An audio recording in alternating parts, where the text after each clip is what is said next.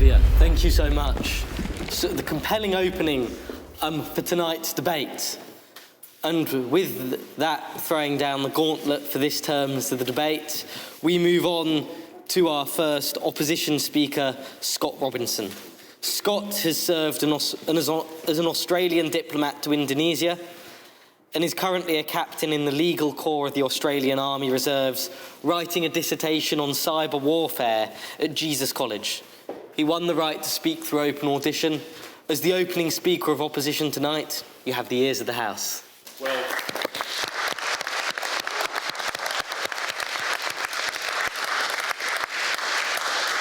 thank you, and if I could, Mr. President and Madam Vice President, I'd like to ask a moment of discretion while I thank some people tonight. First, I'd like to thank my parents who are streaming in from Australia, Rodney and Paula Robinson, and my sister,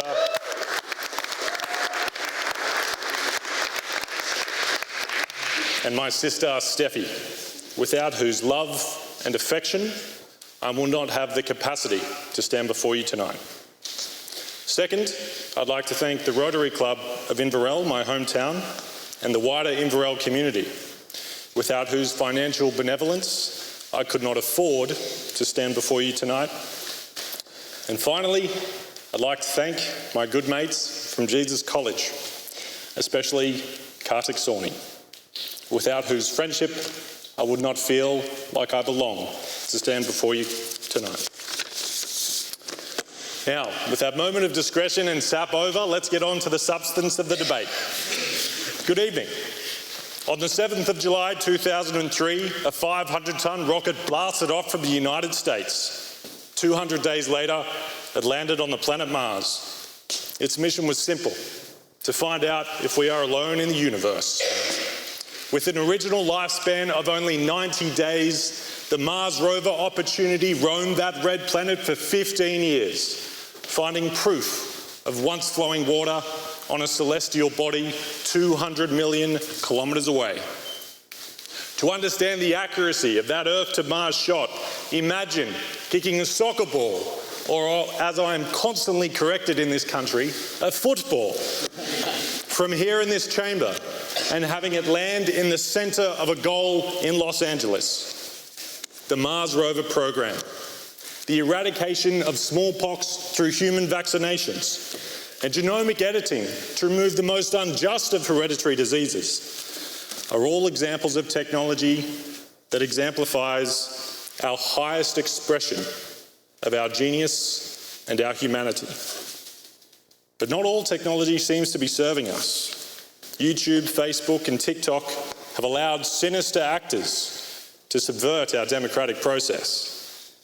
But is technology itself to blame? Or is that very proposition a subversion away from the real problem we are in today? I'll make three observations tonight. The first is that technology has no moral compass. To assert that technology itself is it is the problem detracts our efforts away from identifying the true cause. The second is to cast off that veil and identify the real reasons our democracy is waning. And third, to identify that this dark and sinister path that we are on is not inevitable. We have the power to ensure that we become the masters of our technology, ensuring that our technology does not become the master of us. Let's be bold and look at one of the most politically divisive issues in this topic: guns in our society. Last year in the United States, there were 40,000 gun deaths. That is over 100 deaths a day.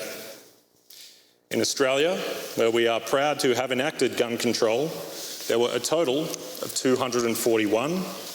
In the UK, there were 162.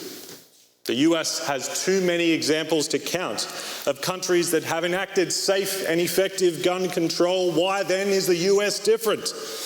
Is it really the Second Amendment? What does this text actually say? A well-regulated militia being necessary to the security of a free state. The right of the people to bear arms shall not be infringed.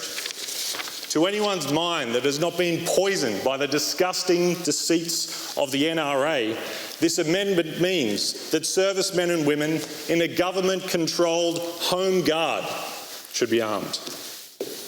It is as the great Ruth Bader Ginsburg so eloquently said, the Second Amendment is a qualified right to keep and bear arms. Point of information? Please. I think what you're saying is completely valid, but I think that what you're arguing here is that technology is not political. I think even if there was some regulation gun controls in America, you actually see a ridiculously high increase of murders, assaults being committed with weapons that are produced by princes. Surely that, in that sense, technology is a threat, because even if you do have regulations, you can still use guns for violence. How many people died of knife crime last year in the United States? Sorry, in the UK? It was about 300. I totally reject the premise of your argument.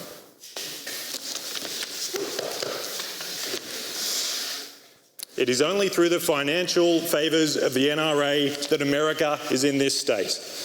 And of course, the chain of causality is shockingly simple. The NRA provides money to political parties, and political parties appoint judges who interpret the Constitution in line with the wishes of the NRA. I reassert that this innate amalgamation alone of lead and wood and plastic has no moral compass. Guns themselves are not to blame, nor is the text of the Second Amendment. No, it is the lobby group of the NRA and the weapon companies that fund them. And they are rolling in money and in blood. Let me address the digital media of TikTok and Facebook and YouTube. These technologies and the advent of the internet have had a profound effect on every element of our lives. We in the 21st century are more informed, more connected, yet more divided than ever before. My proud parents are watching me tonight from the other side of the world, and for that, I have technology to thank. Digital media has allowed us to see directly into the horrors of war in Ukraine and Gaza. Seeing the injustice of Putin's war and what it is wroughting upon the people of Ukraine strengthens our resolve. Point of information? No, I think I'll keep going. And unifies us all in our cause to see Ukraine liberated. And for that we have technology to thank. And while the people of Gaza remain far from liberation, our international resolve for the Palestinian people brings them closer to liberation. And for that we have technology to thank. Yet for all the good technology of digital media, it is unquestionable that unregulated digital media is dividing our societies like never before. Study after study has proved beyond all debate that the most effective way to keep someone on the platform is to trigger the strongest emotional response possible. And what elicits the strongest emotional response? It is division and it is disinformation. It is lies, it is racism, it is demagoguery. In the words of an internal Facebook memo, and I quote, "The more incendiary the material, the more it keeps the users engaged, the more it is boosted by the algorithm." Just like the NRA, these companies lobby our governments to ensure that any digital media laws passed are as impotent as the regulators are to enforce them. And what is the justification for all this misinformation? These companies are knowingly destroying our liberal democracies to make a buck.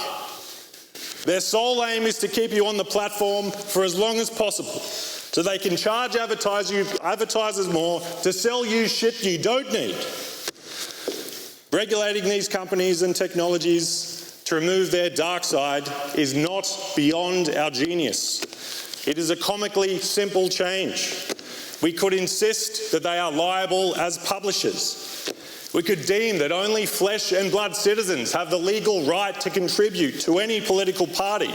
Or better yet, we could have publicly funded elections, as they do in Arizona and Connecticut and Maine and Sweden and Germany. For those that despair, who say this is too hard, let me remind you, democracy has been in far darker places than today. It has been fought for through 1,000 wars and 1 billion deaths to get to where we are. And though we may sometimes stumble, we are always driving forward. To those that despair, I ask, who is this insurmountable foe that now stands before us? Who is this charismatic genius, this Emperor Palpatine figure that is going to bring us down as our liberal democracies perish in thunderous applause? Is it really Mark Zuckerberg? Have you seen Mark Zuckerberg? That privileged defeat debutante is going to be the end of us? I don't think so. No, the scariest reality, the possibility that keeps too few of us up tonight, is that it is up to us. It's up to you, Mr. President. It's up to you, Kartik. It's up to you, Jenny. It's up to you, Jerry. It is up to every member of this union. We must stand and assert that we will not be second-class citizens, dictated to about what is good for us, as our political parties are captured by sinister forces, leaving us at election time choosing between bad and worse. We will retake our political parties and ensure our democratic will prevails. And we will not have our views on policy merely taken into consideration. We will shape our policy ourselves as active citizens in a democracy where the democratic will of the people trumps all other forms of power. We did not seek or provoke this attack on our democracy. We did not expect nor invite individual companies to become more powerful than major democracies. But the true measure of our society is what to do when we are faced with such an assault. It is people and our governments and our communities and you and me that must rise to master this moment. Technology is not the threat. Our laziness is the threat. The inactions of our elected governments are the threat. The corporate capture of our political system is the threat. This will take an extraordinary amount of effort from every single one of us. We must demand that our governments use their exclusive power of law to regulate these companies in the best interests of the people, lest our democratic future slips away in silence and apathy. And should we fail, we will have no one to blame but ourselves.